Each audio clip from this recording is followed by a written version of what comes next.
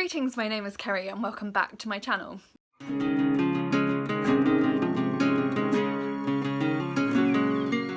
Today I thought I'd film a tag video for you. I haven't done a tag video in a really long time and I have a little list of ones I want to catch up on. I've just been so busy with like moving and college and stuff that I just have fallen into this loop of doing TBRs, wrap-ups and recent reads videos and not much else, so I'm hoping to start varying up my content a bit. Now I'm on a bit more of a regular uploading schedule again and I want to do some more fun videos, so I thought, you know what, today let's do the end of the year book tag. I've seen quite a few people doing this. I wasn't tagged specifically to do it, but I just thought it might be a bit of fun as we are approaching the end of 2020, which has felt like such a long year. I'm sure you'll agree. I think this video was originally created by Ariel Bissett. I'm not entirely sure. I did find a link to the original video, but it was telling me it was unavailable, so I won't be linking that. If I can find them, I might link a couple of other videos of people that I've watched doing this, but other than that, I'm just going to get into the questions. First question is, are there any books you started this year that you need to finish? Yes! So I currently have 13 books on my currently reading shelf. Some of them I started fairly recently, some of them I'm reading for uni, which is fair, but a couple of them I've been reading for quite a while. So the highlights, the ones that I really want to finish soon if I can, I'm listening to the audiobook of Wuthering and I'm about halfway through that. So that is a reread for me. It's been a really long time since I read it though, so I would like to finish that by the end of the year for certain. The other one is here. This is Agatha Christie's Autobiography. This was on my TBR for September and I didn't quite get around to, well, I've read about 50 pages of it and it's quite chunky, and so I do really want to carry on and try and finish this book. I've been borrowing this from my dad for a really long time, so yeah, it'd be really good to finish this and give it back to him. Yeah, I've just started. I've been reading it as an ebook from the library, but I'm finding it quite difficult to read, so I have requested it from my local library, which I registered with a couple of weeks ago. Now the libraries are shut, so whether I will actually get to read this in physical form this year, or I might just try and re-request it as an ebook from the library again if I can, which is Black and British: A Forgotten History by David Olusoga. He's a fairly well-known historian in the UK. I watched the TV series that this book is linked with over the summer. He also presents a show called A House Through Time, which is again a really fascinating look at British history in a kind of more local way. It's all linked to like one house in a particular city and tells the story of the city through a specific house. He's a really great historian. I've been trying to read this for about a month already, but while I'm really enjoying it, I'm finding it quite difficult to read as an ebook, as I say, so hopefully we'll be getting hold of a physical copy of that soon, and then I should be able to finish that by the end of the year. Okay, so the next question is, do you have an autumnal book to transition into the end of the year? Not particularly. I don't really read seasonally in that way. I will sometimes read kind of a wintry book around Christmas time, but other than that I don't tend to generally match the books I'm reading to the time of year. I do try and read geographically sometimes, so if I'm going on holiday somewhere I might try and find books that are set in that place, but other than that I don't generally specifically match books to time of year or anything like that.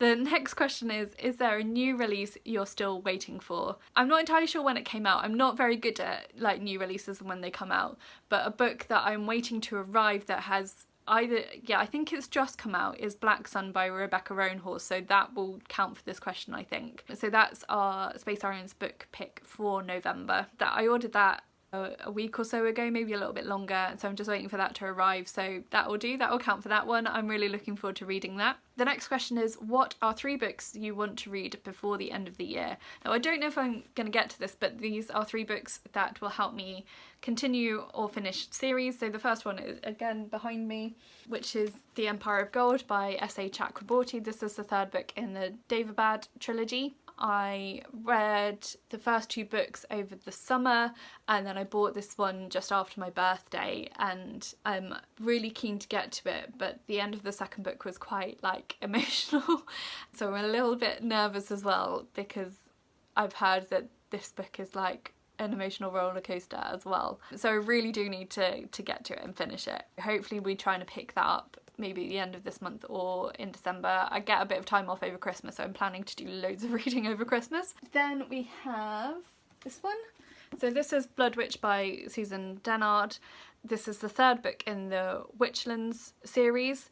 The fourth book was going to be coming out in February, but I think they've actually pushed the release date back to a little bit later in the year. So it's slightly less urgent to read this, but it has been too long since I was in this world, and I really love these books. I do want to still try and read this before the end of the year, even though there's less urgency now of the next book coming out because it's slightly later on now. But it would be nice still to be up to date in advance of that coming out. I've got that book on pre-order, and I will kind of not feel justified to keep the pre-order if I haven't read this one yet. So I need to read this one so that I feel justified in having the next one as soon as it comes out, and then I will be able to read that straight away. Another series that I'm not going to catch up on in time for the next book to come out, but I still want to progress with that series, is The Mime Order, which is the second book in the Bone Season series. So this is the second book. The fourth book comes out in February, and I was going to pre-order it, but realising that I still had 2 books to read, and the third book at the moment is in storage, and I don't know how easily I'll be able to get to it over Christmas. I am going to try and get that one out of storage over Christmas, and then if I do manage to read both of them before February, I will order the next one. It would be really good to catch up on the series. I read the first one about a year ago and intended to read them all, but then I thought the fourth one was out this year and it's not out till next year, so it would be really good to catch up on this series and be up to date with it, and then be able to buy the new book when it comes out or fairly soon afterwards and support Samantha Shannon, because I really like her as an author. There are also a couple of ebook novellas. I think I have one of them because she released it for free at some point during lockdown, so it'd be good to read those as well. But yeah, so those are the 3 books that I'm hoping to get to, because I really want to be more actively reading some of the series that I've got ongoing and trying to finish them rather than constantly starting new series. So the next question is there a book you think could still shock you and become your favourite book of the year? I don't know that it would necessarily shock me, but I'm fairly certain that Empire of Gold is going to be a favourite book, and this is going to become a favourite series. It depends, it could go either way. If bad things happen to my favourite characters, then I don't think I'd end up hating it. I think I'd be really emotional reading it, but I think I'm expecting to really love this book because of how much I love the first 2 books in the series. But I don't think that is going to be a shock. I'm not really sure. It might depend on what we pick for our December book club. But yeah, I'm not really I don't like to do a lot of predictions about my expectations for books because I don't want to set myself up for disappointment. So yeah, other than that, I can't think of anything. And then the final question is, have you already started making reading plans for 2021? And I kind of have. I have been thinking about what to set my Goodreads goal at, because as of today, I've now exceeded the number of books I read last year with still over a month left of the year. So I've been trying to decide whether to up my reading goal for next year or to leave it at 52, which it has been for the last couple of years, which will depend on on uni workloads, whether I think that's realistic or not. I know this year it's been a bit of a blip in terms of reading ability, because I had time off work at the start of the year where I was sick, and I did a lot of reading then. And then with lockdown and stuff, I did a lot of reading over the summer as well.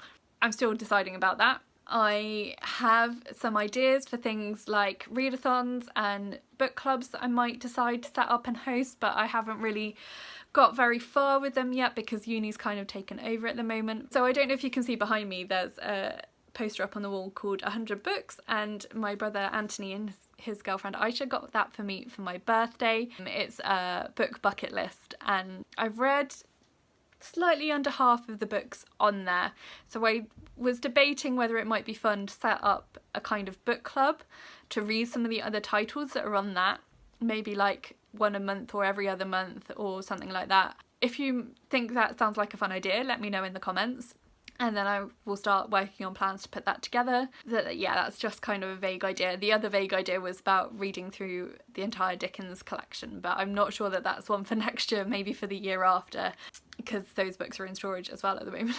Yeah, and then I have this vague idea for a readathon that might take place some point probably in the late spring, early summer, when my workload for uni has calmed down a little bit. So you will hear about that in due course. Other than that, I have not really made much of a plan. I'm really enjoying having my TBR game. I think that helps me be a bit more proactive in my reading. I used to say that I couldn't stick to TBRs, but I'm actually proving to myself that I can, so I like having that bit of structure in my reading. So I'm thinking about maybe changing up those categories slightly or adjusting them. I haven't really thought too much more about that yet. And then, I mean, the other thing is that I know I'll be reading a lot for uni. I'm writing my dissertation next year on Christian novels, ones that represent a particular biblical character. So I'll be reading a lot of stuff about that and a lot of novels about that character. So watch to see me talk about those a bit more. But yeah, that's probably it for my reading plans. So yeah, so that's it for the questions. Let me know if you've done this tag. I'd love to see your answers. I'm not going to tag anyone because at this point I'm not sure who has or hasn't done this tag. But if you haven't done the tag yet and you want to say I tagged you, feel free and let me know when you've done it. Yeah, because I'd love to see what you say for the different questions. Please also like this video if you liked it, and please think about subscribing if you haven't already. Yeah, you can also follow me on my social media. I'm on Twitter and on Instagram and also on Goodreads, and all that information is listed in the description box below for you. But that's it for today, so thank you so much for watching and I will talk to you again soon. Bye!